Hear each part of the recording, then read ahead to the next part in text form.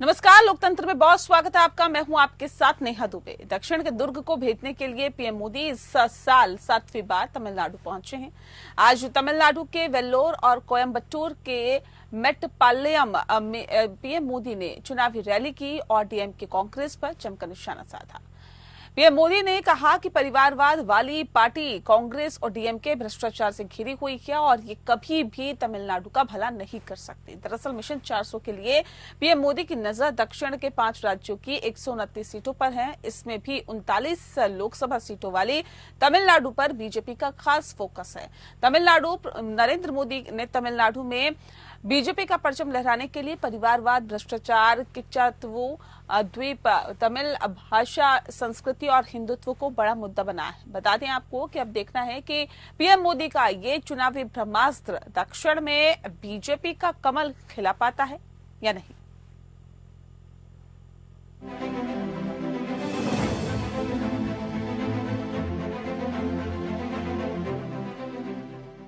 आधी आस्तीन की शर्ट, कंधे पर अंगवस्त्र और धोती।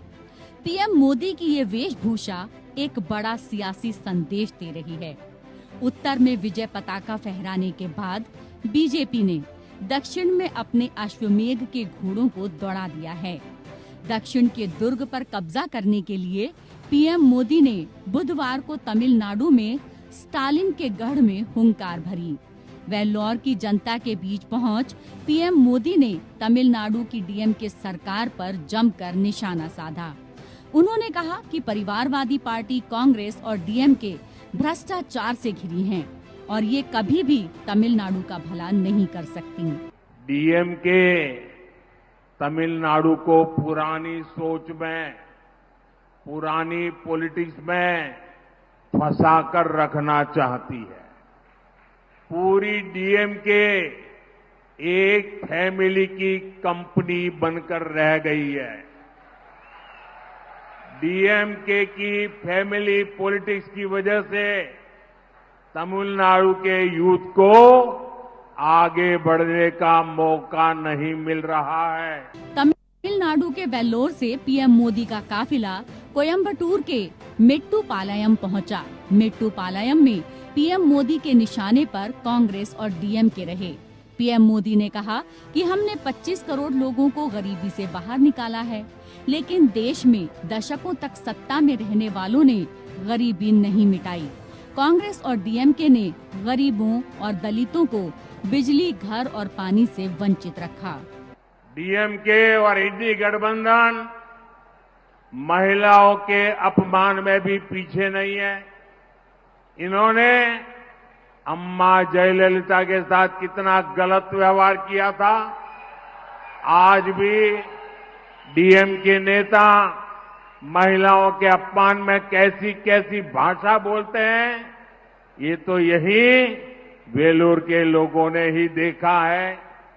बीजेपी को, एनडीओ को दिया आपका आशीर्वाद सनातन शक्ति की रक्षा करेगा और महिलाओं का सम्मान भी बढ़ाएगा। बीजेपी के अब की बार 400 पार के नारे को हकीकत में तब्दील करने के लिए बीजेपी को दक्षिण में ज्यादा से ज्यादा सीटें जीतने की जरूरत है। दक्षिण का द्वार यानी कर्नाटक कई बार फतह कर चुकी बीजेपी अब ब्रांड मोदी के दम पर दक्षिण भारत को जीतने की जुगत में है। इसे साकार करने का बीड़ा खुद पीएम नरेंद्र मोदी ने उठाया है। मोदी लगातार दक्षिण भारत के दौरे कर रहे हैं। पीएम नरेंद्र मोदी का इस साल तमिलनाडु का ये 7वां दौरा है।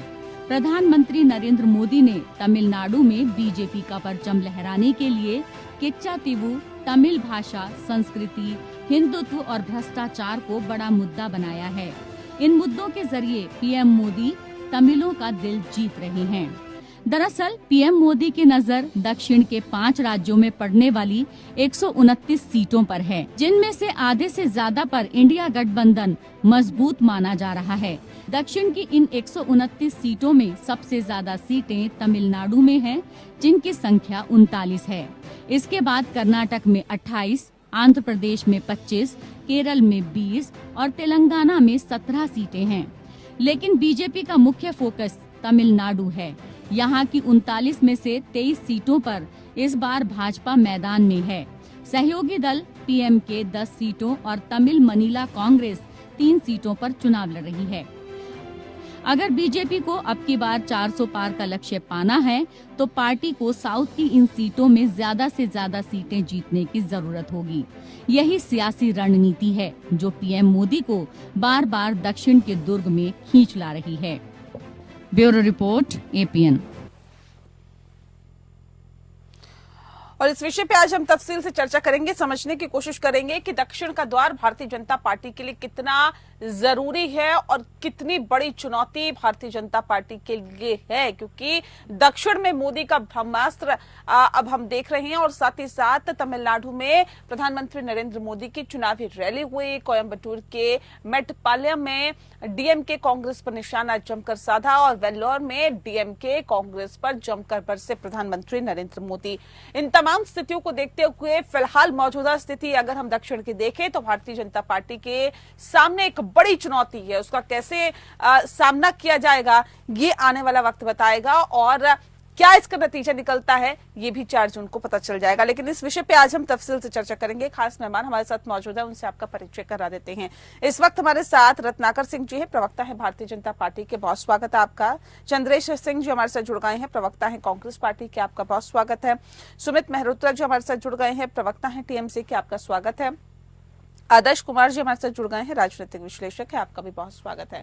इस खास कार्यक्रम की शुरुआत हम रत्नेश जी आपके साथ ही करते हैं, क्योंकि भारतीय जनता पार्टी दक्षिण के द्वार को भेदने की कोशिश कर रही है और तमिलनाडु पर खास तौर पर फोकस प्रधानमंत्री नरेंद्र मोदी का है। डीएमके कांग्रेस पर निशाना साधा जा रहा है, ये बताया जा रहा है कि देखिए विकास नहीं हो रहा है, लोगों को ठगने का काम मौजूदा सरकार कर रही है। ऐसे में क्यों आपको लगता है कि इस बार तमिलनाडु की जनता, पूरे दक्षिण की जनता भारतीय जनता पार्टी पर भरोसा करेगी? देखिए नेहा जी, दक्षिण भारत में हमारा जनाधार जो है दिन प्रतिदिन बढ़ता जा रहा है। उसका ये कारण ये भी है कि प्रधानमंत्री मोदी जी ने जिस तरह से 10 वर्षों तक देश की सेवा की है और देश को विकास के पथ पे अग्रसर किया है, उससे देश की जनता जो है वो देख रही है कि किस तरह से रेलवे में डेवलपमेंट हुआ है, किस तरह से रोड इंफ्रास्ट्रक्चर में डेवलप हुआ है, किस तरह से अर्थव्यवस्था में हम 5वें पायदान पे आ चुके हैं, किस तरह से हम जो है तमाम नारी सुरक्षा को लेकर के, किसान हित को लेकर के हर जगह जो है हम अपनी नीतियों के माध्यम से उन तक पहुंच रहे हैं और उनको लाभ मिल रहा है। लाभार्थी वर्ग एक बहुत बड़ा खड़ा हो चुका है इस देश में, जो प्रधानमंत्री मोदी जी की नीतियों का कायल है और उसी के भरोसे हम हैं। और हमको पूरा विश्वास है कि इस बार जो है साउथ की जनता हमको पूरी तरह से अपना विश्वास हमारे ऊपर जताएगी। नहीं, ये आपको क्यों लग रहा है, ये आपको क्यों लग रहा है और कैसे लग रहा है कि जो साउथ की जनता है, जो दक्षिण की जनता है, वो आप पर विश्वास जताएगी और आपका जनाधार वहां बढ़ रहा है? इसका क्या आधार है, थोड़ा सा समझाइए। देखिए, तेलंगाना में भी जब विधानसभा चुनाव हुआ था नेहा जी, तो तेलंगाना में हमारी 1 सीट थी और वो बढ़कर आज 8 सीट हो गई है। और रही बात जहाँ पे तमिलनाडु की डीएमके की, तो डीएमके को लोग जानते हैं कि किस तरह से डीएमके पार्टी हिंदू विरोधी बातें करती है, किस तरह से सनातन को डेंगू मलेरिया की उपमा देते हैं। तो निश्चित रूप से जो जनता है वहाँ की यह देख रही है कि यह जो पार्टी है वो कहीं न कहीं सनातन का अपमानित करने का काम कर रही है। तो तमिलनाडु में आपकी कितनी सीटें हैं सर? नहीं, बिल्कुल ये कहना कोई वो नहीं है कि तमिलनाडु में कितनी है। आंध्र प्रदेश में बता दीजिए, केरल में कितनी सीटें हैं आपकी? नहीं, केरल में हमारी सीटें नहीं है, लेकिन नेहा जी मेरा कहना ये है कि आज जो है केरल में जो ये लोग लड़ाई लड़ रहे हैं, हाँ। जो इंडी गठबंधन के ही लोग एक दूसरे के खिलाफ लड़ाई लड़ रहे हैं। आज राहुल गांधी कांग्रेस पार्टी जो है वो मुस्लिम लीग के साथ लड़ाई लड़ रही है, वहाँ पे समर्थन हासिल कर रही है, वो भी देश देख रहे हैं। और जो लेफ्ट पार्टी है वहाँ पे वो इंडी गठबंधन में है और आप वहाँ पे एक दूसरे के साथ जो है लड़ाई आमने सामने लड़ रही है केरल में। तो जनता ये भी तो देखती है, उन सारी परिस्थितियों का लाभ जो है वो भारतीय जनता पार्टी को मिलने वाला है।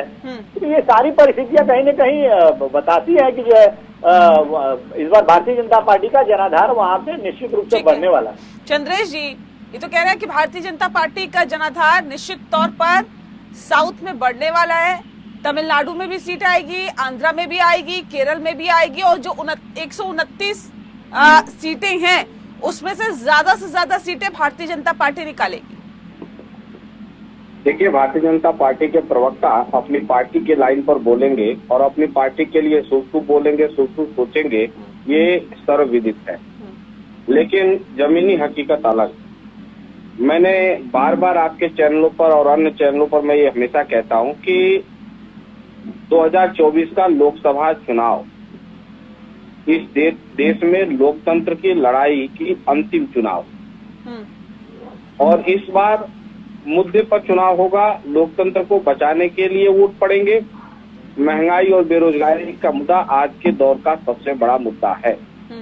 मैं प्रधानमंत्री जी के बयान को सुन रहा था। उनको अपनी उपलब्धियां गिनाने के लिए उनके पास कुछ नहीं है, सिवाय दूसरे आज से 40 साल पहले जो आरोप लगाते थे, जो मुद्दे ये उठाते थे, आज 40 साल बाद भी ये वही मुद्दे उठा रहे हैं। तो जब ये मैदान में जा रहे हैं, चुनाव में जा रहे हैं, लड़ाई लड़ने जा रहे हैं, तो इन्हें बतानी चाहिए कि पिछले 10 सालों में भारतीय जनता पार्टी की उपलब्धि क्या है। चीन भारतीय सीमा में घुसता जा रहा है, प्रधानमंत्री जी मौन है। महंगाई का मौ बोलने के लिए तैयार नहीं है।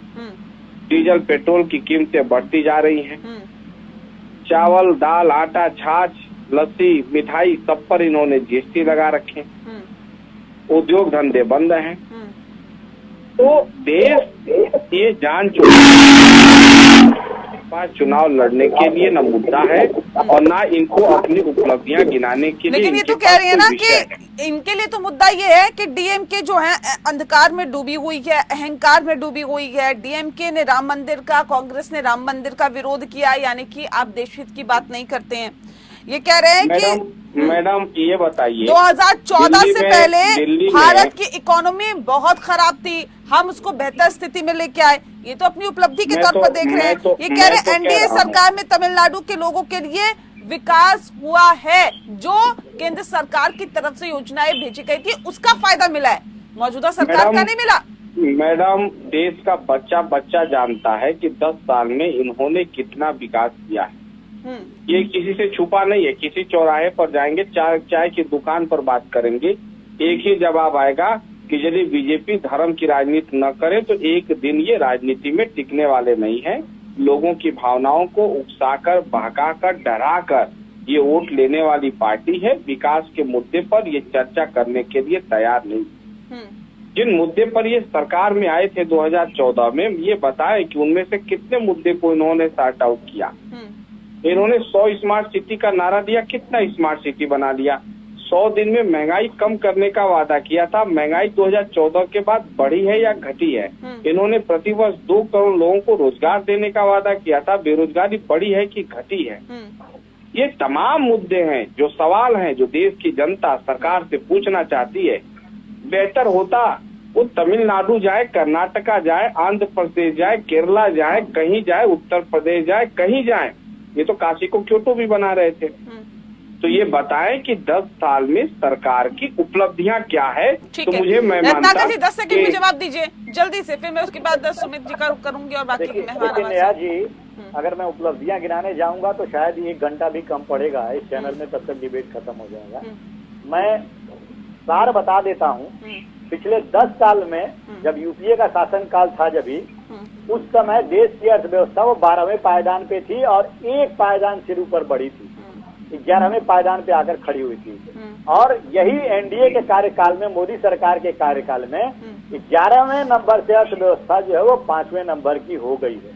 और इसी से आप समझ जाइए कि देश की प्रगति किस हिसाब से हो रही है। और आगे आने वाले कुछ सालों में तीसरे तृतीय जो टर्म होगा मोदी जी का, उसमें देश जो है वो तृतीय अर्थव्यवस्था विश्व की बन जाएगी।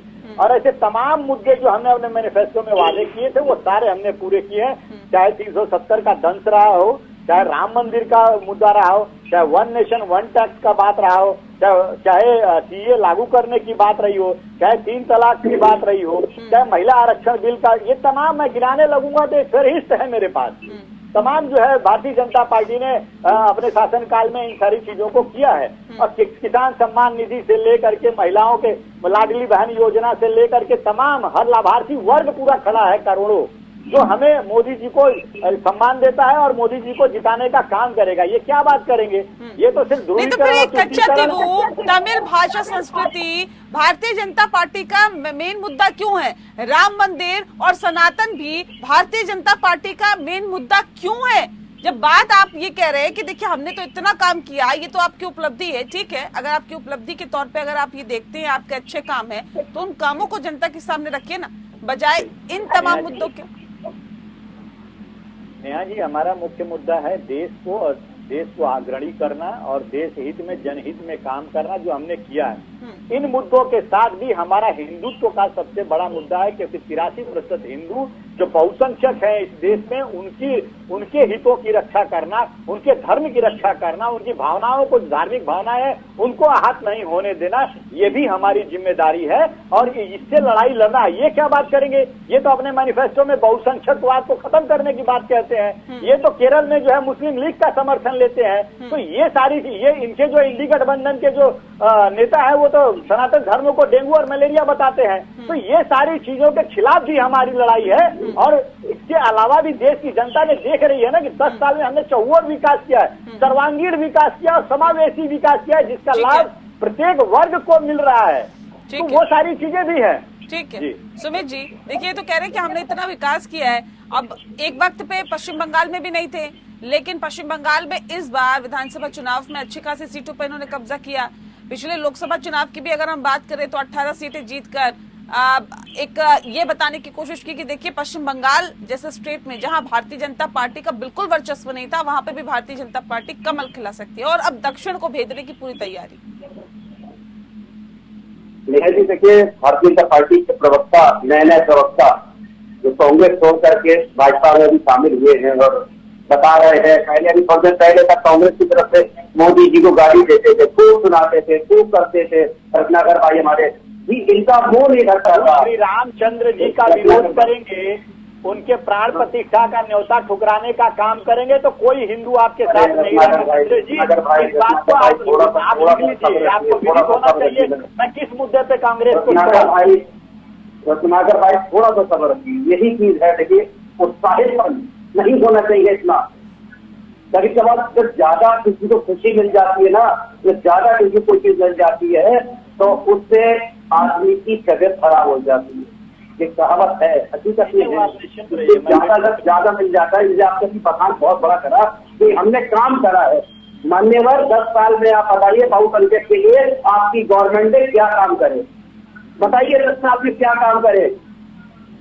केवल राम मंदिर 12,370 को छोड़ करके आप बताइए बहुसंख्यक के लिए कौन से काम करेंगे, बताइए। ऐसा कोई जवाब नहीं है। आप लोग केवल राम मंदिर का बखान करे पड़े। भाई राम जी का मंदिर बन चुका है, राम जी का मंदिर कोर्ट के द्वारा बना, उसका मैटर क्लोज हो चुका है। अब आप देश के विकास की बात करिए, आपने कौन से काम करे हैं 10 साल में, मुझे बताइए। कितनी नौकरियां देगी, कितने लोगों को रोजगार दिए आपने, आप नहीं बता पाएंगे। पर जनता इस बार आपको बताने की मन में बैठी हुई है। इंडिया गठबंधन मजबूती से लड़ रहा है रत्नाकर भाई, ये मानते चलिए। और जब आप भाजपा ये कहते हैं कि राम मंदिर का मुद्दा राम जी का न्योता ठुकराया, तो राम जी का न्योता तो कई लोगों ने ठुकराया था। देश की राष्ट्रपति जी जो है, महामाई राष्ट्रपति, उनको भी न्योता ठुकराया, वो भी नहीं पहुंची थी। क्या वो भी इनको नहीं है? वो भी विरोध करते हैं। ठीक है, आप ही की पार्टी के है ना, आप ही के द्वारा बनाई गई है।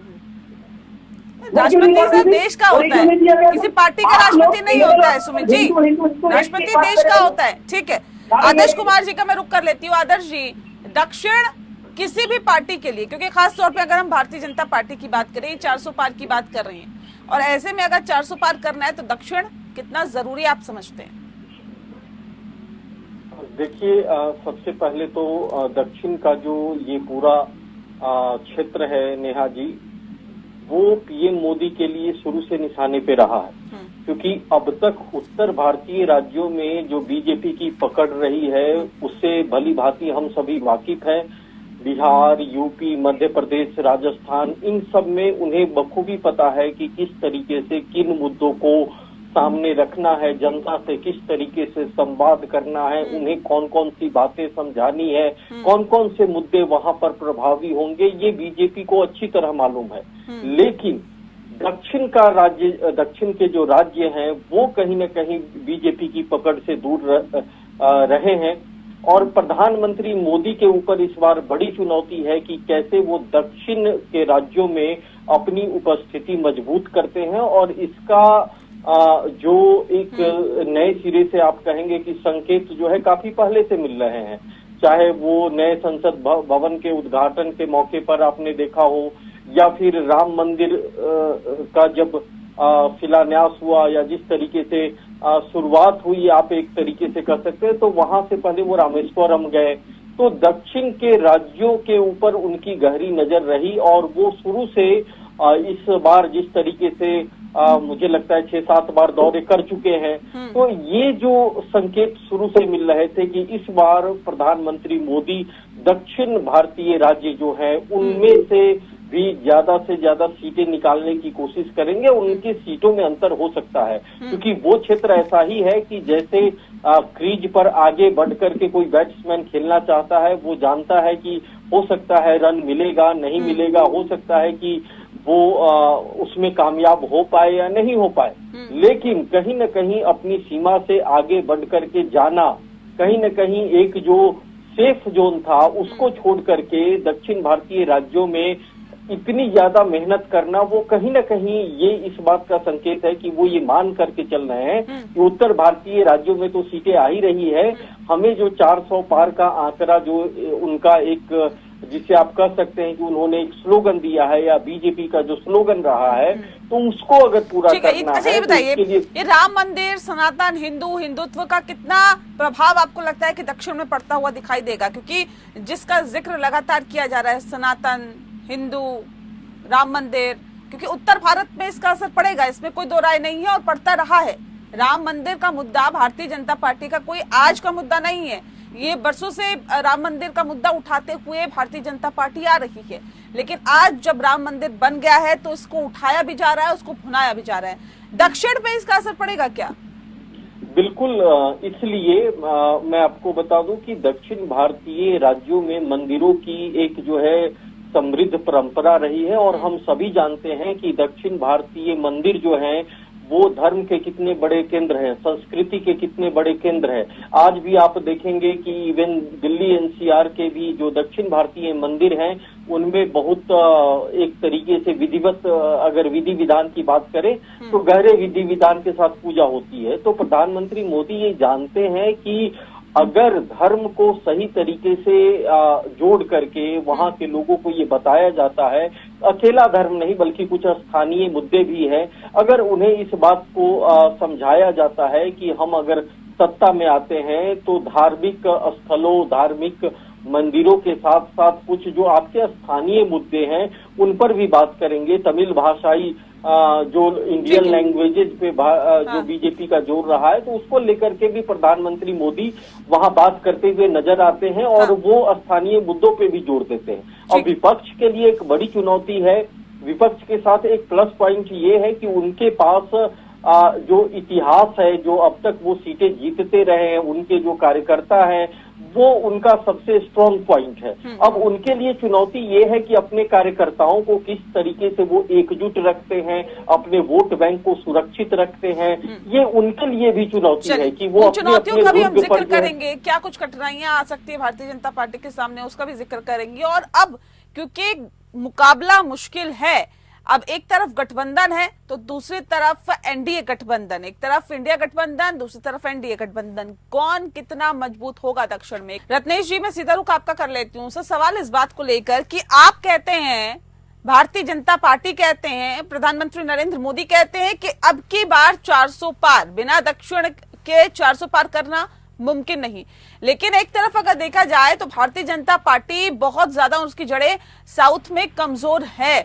129 के आसपास सीटें हैं इन 5 राज्यों में जो दक्षिण के द्वार कहे जाते हैं, दक्षिण के राज्य कहे जाते हैं। तो 129 सीटों में से भारतीय जनता पार्टी कितने निकालने जा रही है, पहली बात। और दूसरी बात, ये स्थिति तब है जब बहुत बेहतर तरीके से न संगठन है, न बहुत बड़े नेता है, न कोई बड़ा चेहरा है, कैसे होगा? ये कितनी बड़ी दिक्कतें हैं, ये कितनी बड़ी चुनौती है भारतीय जनता पार्टी के सामने। नहीं, देखिए नेहा जी, भारतीय जनता पार्टी वहां पे मुद्दों की लड़ाई लड़ रही है। हाँ। और जैसा कि अभी आपने सुना, आदर्श कुमार जी ने एक बड़ी अच्छी बात कही, वो फिर से मैं रिपीट कर देना चाहता हूँ कि दक्षिण भारत के लोग जो है बहुत धार्मिक होते हैं और मंदिरों की संख्या जो है वो बहुत अत्यधिक है वहाँ पे, और पूजा पाठ में काफी उनका विश्वास रहता है, मतलब और राज्यों की तुलना में। तो कहीं न कहीं जो डीएमके जैसे नेता, जो डीएमके के नेता हैं, वो सनातन धर्म, हिंदू धर्म को अपमानित करने का काम करते हैं, डेंगू मलेरिया जैसे मुद्दे जो है बताते हैं सनातन धर्म को। तो ये सारे मुद्दे जो है वहाँ की जनता समझ रही है कि सनातन धर्म की रक्षा, हिंदुओं की भावनाओं की रक्षा अगर कोई कर सकता है तो भारतीय जनता पार्टी कर सकती है, और ये एक मुद्दा है। लेकिन जहां तक जो जनहित के मुद्दे हैं, जो रोड का इंफ्रास्ट्रक्चर है, रोड डेवलपमेंट है, चाहे फिर ट्रेन जो है, रेलवे का डेवलपमेंट है, तो ये सारे डेवलपमेंट्स तो दिख रहा है ना, लोग वहां पे देख रहे हैं। ये सारी चीजें जो हो रही हैं, देश की अर्थव्यवस्था बढ़ रही है, वो सारी चीजें देख रहे हैं। उसके साथ साथ हम जो है सनातन धर्म की रक्षा के लिए कटिबद्ध हैं, और ऐसे डीएमके जैसे जो पार्टियां हैं जो हिंदू धर्म का विरोध करती हैं, इनको भी सबक सिखाएंगे। चंद्रेश जी, देखिए हिंदू धर्म के विरोध की बात बार बार कही जा रही है, और अब देखिए रत्नेश जी ने इसी बात को दोहरा दिया कि ऐसी पार्टियां जो हिंदू धर्म का विरोध करती है, डीएमके जैसी पार्टी आपके साथ है गठबंधन में, और क्या लगता है कि दिक्कतें आप लोगों के लिए भी बढ़ सकती है? सबसे पहले तो भारतीय जनता पार्टी के प्रवक्ता को जान लेना चाहिए कि सनातन और हिंदू ये दोनों अलग अलग चीज है। हिंदू कोई धर्म नहीं है, ये जीवन पद्धति का नाम है। हाँ, सनातन आप धर्म कह रहे हैं तो कोई भी व्यक्ति भारत में जो जाति व्यवस्था में विश्वास रखता है वो सनातनी नहीं हो सकता, और यदि आप जाति व्यवस्था में विश्वास रखते हैं तो आप सनातनी नहीं। तो भाई आप ये है कि तथाकथित कुछ ब्राह्मणों के द्वारा लिखित ग्रंथें जो साजिश के तहत लिखी गई, उसे हिंदू धर्म पर और सनातन पर थोपने का काम मत करिए। उत्तर वैदिक काल के बाद इस बात से इनकार नहीं कर सकते कि वे लोग जो ऋग्वेद में छेड़छाड़ करके उसमें 10वां मंडल जोड़कर वर्ण व्यवस्था जोड़ने का काम किए, जिन्होंने देश में जातिक व्यवस्था के नाम पर लोगों को बांटने का काम किया, जिन लोगों ने छुआछूत को बढ़ाने का काम किया, जिन लोगों ने 80% आबादी को यहाँ पर लाचार, बेबस, मजलूम बनाने का काम किया, उनका आर्थिक और सामाजिक शोषण करने का काम किया, हजारों सालों तक उनके अधिकारों का हरण करने का काम किया, ऐसे लोग देश में सनातनी अपने आप को न माने, हिंदुत्व की बात न करें, हिंदुत्व की बात न करें, ये सनातन और हिंदू दो ही लोग हैं। चंद्रेश जी, सबसे ज्यादा तो देश में शासन आप लोगों ने किया, ये छुआछूत को बढ़ाने का काम किसने किया? हमने पढ़ी है आर्टिकल 17, एवोल्यूशन ऑफ अनटचेबिलिटी हमने दिया कि नहीं दिया? हमने राइट टू इक्वालिटी देश की जनता को दिया। इन लोगों ने कभी इक्वालिटी को नहीं मानते हैं। ये कभी मानते हो तो इक्वालिटी को बता दें। ये मानते हैं कि जो व्यक्ति शादी कर लेगा वो देश और समाज की सेवा ही नहीं कर सकता, इसलिए देश और समाज की सेवा करने का अनिवार्य शर्त है स्त्री का त्याग करना या स्त्री विहीन रहना। कोर्ट का विरोध ये इनका संस्कार है। और जाइए आरएसएस की शाखाओं में लिखा रहता है प्रचारक बनने के लिए अनिवार्य योग्यता अविवाहित होना। तो क्या भगवान राम ने देश और समाज की सेवा नहीं किया? ये राम को मानते हैं तो बताएं। कृष्ण ने शादी नहीं किया, यदि इनको मानते हैं तो ये बताएं। तो जब कृष्ण और राम शादी करके देश और समाज की सेवा कर सकते हैं तो ये क्यों संघ के कार्यक्रमों में महिलाओं का प्रवेश वर्जित किए हैं और संघ के प्रचारकों के लिए अनिवार्य योग्यता रखे हैं कि आप अविवाहित रहिए? ठीक है, अच्छा ये बताइए, अब तो ये संघ के जो शाखाएं हैं वो साउथ में भी खुल गई हैं और बहुत ज्यादा संख्या में खुली हैं। अरे मैम, 2024 के बाद संघ फंघ सब बंद हो जाएगा देश में। भाजपा के कार्यालयों पर बहुत जल्द ताले लगने वाले हैं। ये इनका अंतिम चुनाव है। इनका षड्यंत्र और साजिश देश की जनता जान चुकी है। देश में इन्होंने 10 साल में गरीबी और बेरोजगारी दिया है। आप ताले लगाने की बात कर रहे हैं, 400 पार की बात कर रहे हैं, तो कह रहे कोई मुकाबला ही नहीं है। देश और देश कार्यालयों की तरफ देखने का काम नहीं करेगी। क्या बात कर, ये तो कह रहे कोई मुकाबला ही नहीं है। हम जीत के लिए नहीं, हम तो 400 पार के लिए लड़ रहे हैं। चंद्रेश जी जी ये कह रहे हैं जीत के लिए नहीं लड़ रहे हैं, हम 400 पार के लिए लड़ रहे हैं और इस बार साउथ में भी चमत्कार होगा, चौंकाने वाले नतीजे आएंगे। अब इनको कहने दीजिए, इनके पास चूंकि क्या है कि ये जानते हैं कि 2024 में भारतीय जनता पार्टी को करारी हार का सामना करना है। ऐसे में इनके कार्यकर्ताओं का मनोबल न टूटे, इसलिए ये झूठे आलाप राग रहे हैं ताकि कार्यकर्ताओं का मनोबल बना रहे। जहाँ भी भाजपा के लोग जा रहे हैं वोट मांगने, इनके सिटी सांसदों लोगों के मन में गहरा आक्रोश है। और मैडम आपके चैनल पर मैं बताऊं, इनके 85% सिटिंग सांसद चुनाव हार रहे हैं। यहाँ तक कि निर्मला सीतारमण ने भी कह दिया कि मेरे पास पैसे नहीं है, मैं चुनाव नहीं लड़ पाऊंगी। तो क्या मोदी जी के पास पैसे हैं, कोई चुनाव लड़ रहे हैं? बाकी लोगों के पास पैसे हैं, वो चुनाव लड़ रहे हैं। मंत्री जानती है कि चुनाव में उनको हार का सामना करना है, करारी हार का सामना करना है, इसलिए चुनाव लड़ने से भाग जाओ। ठीक है, कांग्रेस भाजपा के 90% मंत्री चुनाव हार रहे हैं, इनके 85% सिटिंग सांसद चुनाव हार रहे हैं। आपको मैं गारंटी की बात बता रहा हूँ, अब की बार 370 पार जो नारा दिए हैं, 100 सीट पार करने में भाजपा का। रत्नाकर जी कुछ कहना चाह रहे हैं, जल्दी से बात रखिए, फिर मैं सुमित जी का रुख करती हूँ। हमारी पार्टी अगर खत्म हो रही है, हमारी पार्टी कमजोर हो रही है, तो ये बता दीजिए कि हरीश रावत ने 2 दिन पहले ही कहा था कि कांग्रेस पार्टी के नेता और कार्यकर्ता सब सुस्त हो गए हैं, इंडी गठबंधन के लोग उनको जगाने का काम कर रही है। आप ही के पार्टी के वरिष्ठ नेता और सक्रिय नेता है, वो बात कहे थे। और अगर हमारी पार्टी खत्म हो रही है तो आपकी पार्टी में आए दिन कोई न कोई बड़ा नेता क्यों छोड़कर आपकी पार्टी जा रहा है, ये भी बता दीजिएगा। और बात कह रहे हैं ये संघ को खत्म करने की, कि संघ वंग सब खत्म हो जाएगा। अरे ये शायद भूल जाते हैं अपने कांग्रेस पार्टी का जो है परिपाटी ही भूल जाते हैं कि जब संघ पे एक बार बैन लगा था कुछ दिनों के लिए, तो नेहरू जी ने ही बैन हटाया था। किस लिए हटाया था? क्योंकि वो जानते थे कि देश सेवा के लिए संघ बना है, राष्ट्र सेवा के लिए संघ बना है, जनता के हित के लिए संघ बना है। तो ये आज संघ को एंटी अगर इंडियन अगर प्रोजेक्ट करना चाहते हैं तो इनकी ये सबसे भारी भूल होगी। और तीसरी चीज, ये समानता की बात करते हैं। भाई अगर ये समानता की बात करें तो यूनिफॉर्म सिविल कोड का आप विरोध क्यों कर रहे हैं? यूसीसी का वो बता दीजिए जरा। तो ये हर चीज का विरोध करेंगे, 370 का, राम मंदिर का, यूसीसी का, 1 नेशन 1 टैक्स का, 3 तलाक का, महिला रिजर्वेशन का, हर चीज का विरोध करेंगे। और विरोध करते करते करते राष्ट्र का भी विरोध कर देते हैं। और भारत को बदनाम करने का तो उन्होंने ठेका उठा रखा है। और जब भी राहुल गांधी बाहर जाएंगे विदेशी मंच पे तो भारत को बदनाम करने का कोशिश करते ही करते हैं। ठीक है सुमित जी, क्या विपक्ष में है इसलिए विरोध करता है, या वाकई मुद्दे ऐसे हैं जिसका विरोध करना होता है? जिस बात का जिक्र अभी रत्नाकर जी कर रहे थे कि विषय कुछ भी हो, बस विपक्ष को ये पता है कि क्योंकि हम विपक्षी पार्टी, हमें विरोध करना है।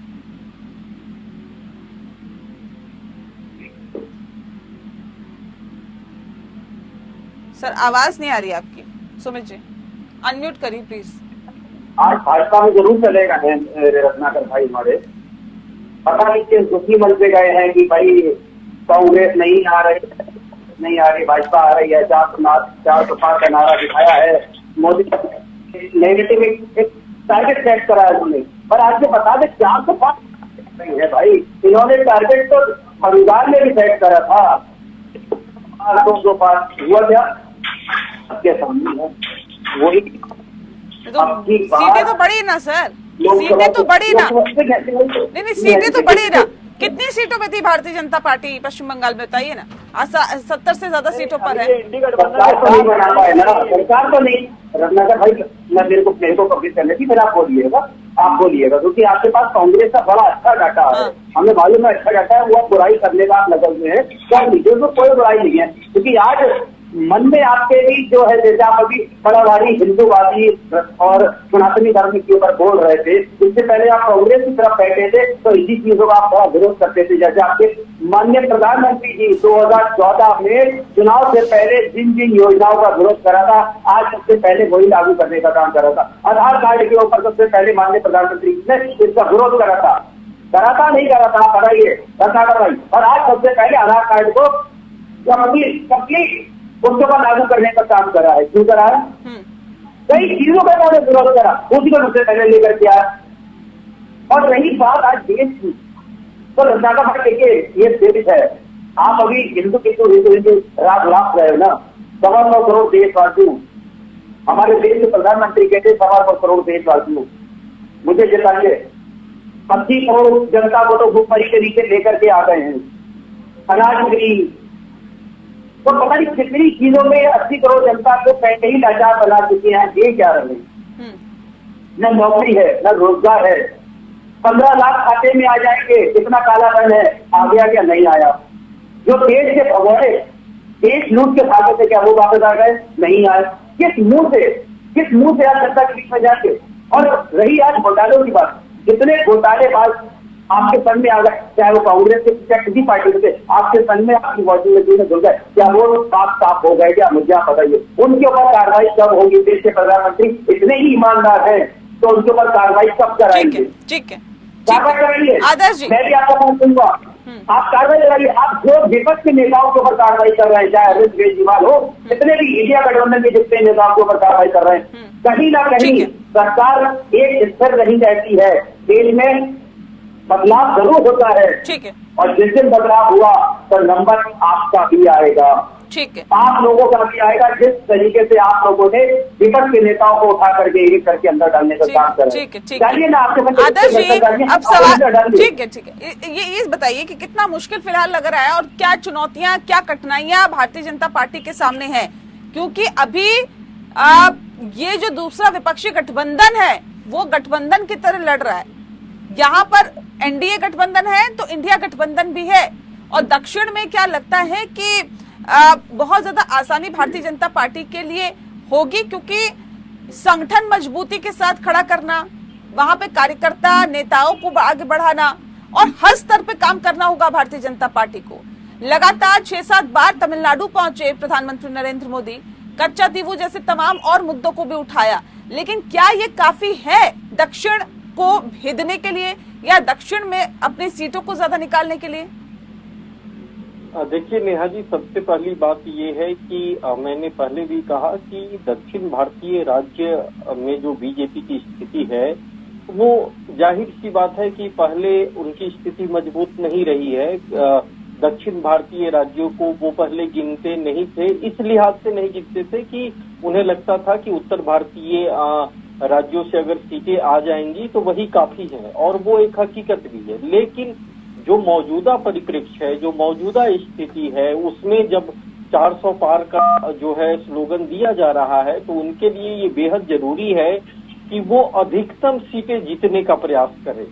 ये मैं नहीं कह रहा कि वहां से जो है बीजेपी को बहुत ज्यादा सीटें आ जाएगी या फिर विपक्ष जो है इंडी गठबंधन का जो है वो बिल्कुल कोई वजूद नहीं रहेगा। उनकी सीटें निश्चित तौर पर मुझे जहां तक लगता है कि इंडी गठबंधन को वहां ज्यादा सीटें आएंगी, लेकिन बीजेपी पहले से ज्यादा बेहतर प्रदर्शन करने की कोशिश कर रही है। उन्हें इस बात का भरोसा है कि प्रधानमंत्री मोदी जिस तरीके से प्रचार कर रहे हैं और अगर वो कार्यकर्ताओं तक कहीं न कहीं उसको मैनेज कर लेते हैं, बूथ लेवल पे मैनेज कर लेते हैं, जो कि वो काफी तेजी से कोशिश कर रहे हैं, तो सीटों की संख्या में भी बढ़ोतरी हो सकती है।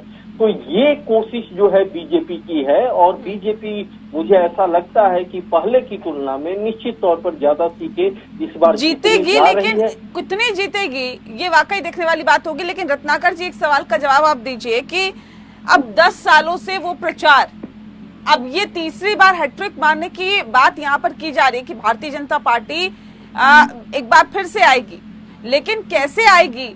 कुछ तो जनता को नया चाहिए ना सर। वही परिवारवाद पर निशाना साधना, वही भ्रष्टाचार की बात उठाना, वही यूपीए शासनकाल को कोसना, वही सनातन हिंदुत्व, ये तमाम मुद्दों को उठाना। जनता क्या नहीं लगता कि उन तमाम मुद्दों से ऊब चुकी है? कुछ नया बताइए। वो तो 10 साल से सुनते आ रहे हैं, यूपीए का शासनकाल भी देखा, लेकिन आपने ऐसा क्या कर दिया कि एक बार फिर से आपको प्रधानमंत्री बनाए या आपको सत्ता सौंप दें?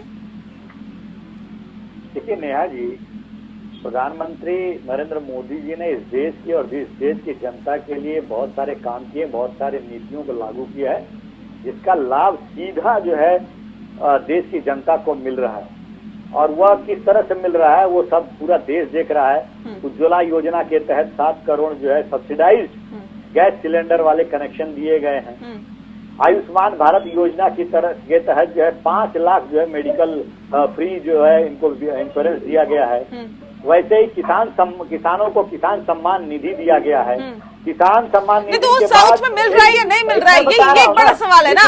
अगर आप ये कहते हैं आयुष्मान के तहत हम 5 लाख रुपए जो है वो इंश्योरेंस के तौर पर दे रहे हैं या उन लोगों को दे रहे हैं जो गरीब लोग हैं, जो अपना इलाज नहीं करा पाते, तो पश्चिम बंगाल में मिल पा रहा है, वो तमिलनाडु में मिल पा रहा है, वो केरल में मिल पा रहा है क्या, वो आंध्र प्रदेश में मिल पा रहा है क्या? देश के लिए और पूरे नहीं जनता तक पहुंच पा रहा है या नहीं? आपको लाभ कैसे मिलेगा सर? लाभ अगर राज्य सरकारें जहां पे इंडी गठबंधन की सरकार है वहां पे अगर इन योजनाओं को लागू नहीं करेगी, और लागू है अगर केंद्र की योजना है अगर लागू है तो उनको अगर क्रियान्वित सुचारू रूप से नहीं करने देगी तो निश्चित रूप से उस जनता सफर करेगी, और वो जनता सफर करेगी सिर्फ इंडी गठबंधन जहाँ पे सरकारें हैं उनकी वजह से। केंद्र सरकार की तो पूरी चेष्टा ये रहती है कि इसका लाभ जो है वो हर देश के हर नागरिक को मिले। तो ये सारी चीजें हमने किया है ना, और आगे भी हम करेंगे। मैंने आपको पहले ही कहा नेहा जी कि पिछले 10 सालों में देश ने सर्वांगीण चौओर विकास किया और समावेशी विकास किया है, और अगले 25 साल के लिए हमने विकसित भारत की जो प्रधानमंत्री नरेंद्र मोदी जी की जो संकल्पना है, उस विकसित भारत को की संकल्पना को साकार करने के लिए हमने बहुत सारी योजनाएं तैयार की हैं, जो आने वाले तृतीय जो टर्म होगा उसमें 100 दिन के अंदर वो बहुत सारी चीजें हम अनाउंस करने वाले हैं। ये तो कह रहे हैं इतने हमने उपलब्धियां हमारे पास हैं, हमने इतनी योजनाएं चलाई हैं, लेकिन आप लोगों की जहां पे सरकारें आप लागू ही नहीं होने देते, कैसे जनता को लाभ मिलेगा? अपनी महत्वाकांक्षाएं, अपनी राजनीतिक महत्वाकांक्षाओं को ऊपर रखते हुए आप जनता की भलाई नहीं चाहते? ऐसी कोई बात नहीं है, और हमको लग रहा है कि देश के संविधान का किसी ज्ञान भी भाजपा के प्रवक्ता को नहीं। यदि के राज्य कोई भी राज्य केंद्र की बात नहीं मान रही है या मनमानी कर रही है, तो इनको पूरा अधिकार है कि उस राज्य में ये राष्ट्रपति शासन लगा, और ये संविधान में इनको अधिकार मिला हुआ है। तो यदि कोई राज्य इनकी बात नहीं मान रहा है, केंद्र की बात नहीं मान रहा है, मनमानी कर रहा है, जैसा कि आरोप है, और इनके आरोपों में यदि सच्चाई है तो इन्होंने उस राज्य पर कार्रवाई क्यों नहीं किया? इसलिए भारतीय जनता पार्टी चुनावी जुमला कहना बंद कर देगी, है ना। आर्टिकल 365 ये पढ़ ले जाकर इनको साफ इंडिकेशन है कॉन्स्टिट्यूशन ऑफ इंडिया में कि यदि कोई स्टेट केंद्र की बात नहीं मानता है या मनमानी करता है तो 356 ये वहाँ पे अप्लाई कर सकते हैं। ये आर्टिकल 365 में मेंशन, तो क्यों नहीं ये संवैधानिक कार्रवाई कर रहे हैं? और यदि नहीं कर रहे हैं तो जुमले कहना बंद कर दे, झूठे आरोप लगाना बंद कर दे। ठीक है, 10 सेकंड रत्नाकर जी जल्दी से जवाब दीजिए। शायद चंद्रेश जी, हाँ ये सही बात कह रहे हैं, मैं इनकी बातों को मानता हूँ कि अगर जरा भी इनको अगर केंद्र सरकार को इनकी सत्ता शासन में जब भी लगता था तो ये राज्य सरकारों को तो ओवरनाइट निर्णय ले लेते कि अगले दिन जो है इस सरकार को बर्खास्त करना है। अपने पूरे 55 साल के कार्यकाल में 90 राज्य सरकारों को बर्खास्त करने का अगर किसी ने काम किया है, लोकतंत्र को अगर गला घोटने का काम किया है, तो चंद्रेश जी की पार्टी ने किया है। ये सही बोल रहे हैं। और निश्चित रूप से देखिए आज परिस्थितियां ऐसी हैं कि अगर मैं बात करूं पश्चिम बंगाल की नेहा जी, तो पश्चिम बंगाल में आज केंद्रीय एजेंसियां जब वहां जांच करने पहुंचती हैं तो उनके ऊपर जो हमले हो जाते हैं। अगर संदेश खाली जैसी जो घटना होती है उसका जांच करने कोई पहुंचता है तो उनके ऊपर हमले हो जाते हैं। केंद्रीय नेता अगर टीएमसी अगर पश्चिम बंगाल में पहुंचते हैं तो उनकी गाड़ियों पे पथराव हो जाता है। इसका ये मतलब नहीं है कि हम राज्य सरकार को ही बर्खास्त करें। निश्चित रूप से हम ये इंश्योर करेंगे कि वहाँ का लॉ एंड ऑर्डर जो है वो सुचारू रूप से चले और जो चीजें हैं वो प्रॉपर रहे और लॉ एंड ऑर्डर वहाँ पे लागू करें। हम सरकार को बर्खास्त करने में विश्वास नहीं रखते।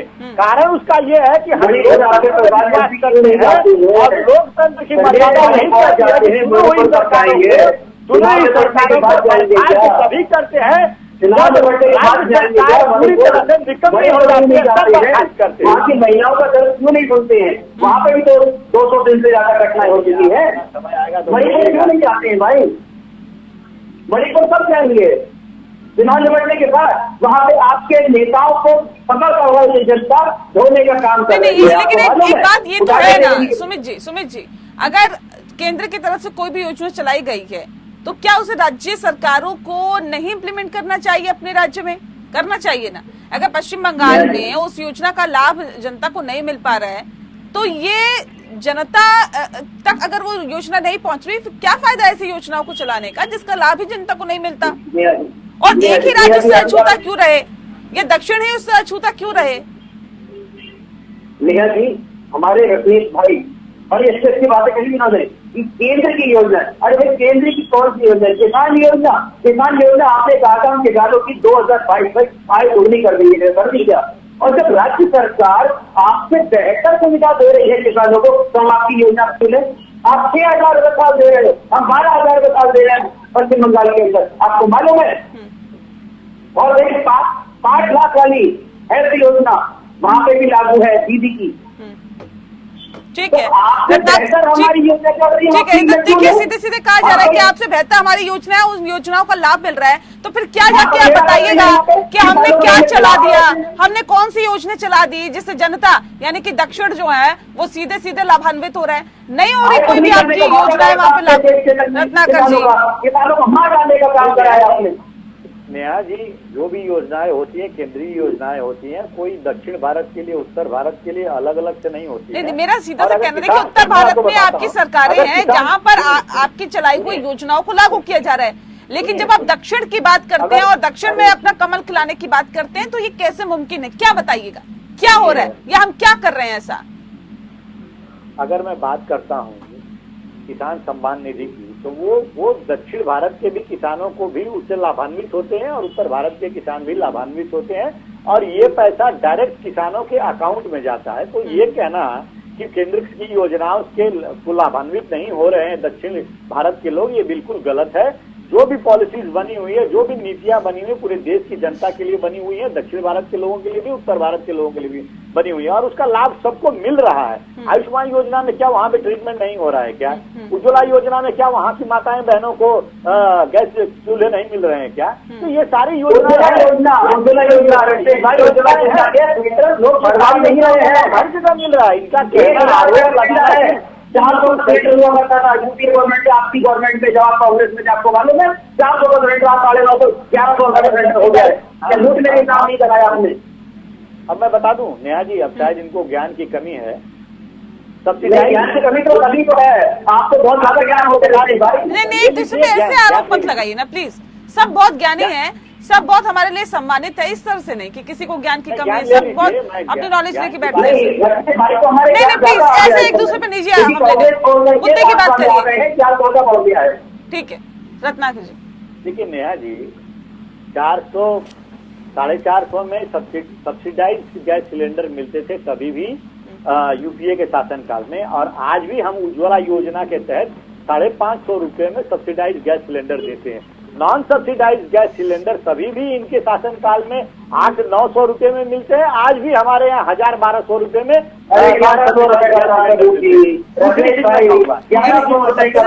तो पूछेगी ना कि वो जो नारा आपने दिया था, वो नारा आपने जो दिया था, बहुत हुई महंगाई की बार, अब की बार मोदी सरकार, कि पहले अगर 700-800 में भी मिलता था और आज अगर 1100-1200 में मिल रहा है, तो वो जो डिफरेंस आया, वो अंतर आया, वो क्यों आया? जनता तो पूछेगी ना सर। चलिए, बहुत शुक्रिया आप सभी मेहमानों का हमारे साथ इस खास चर्चा में शामिल होने के लिए। लोकतंत्र में फिलहाल के लिए इतना ही। नमस्कार।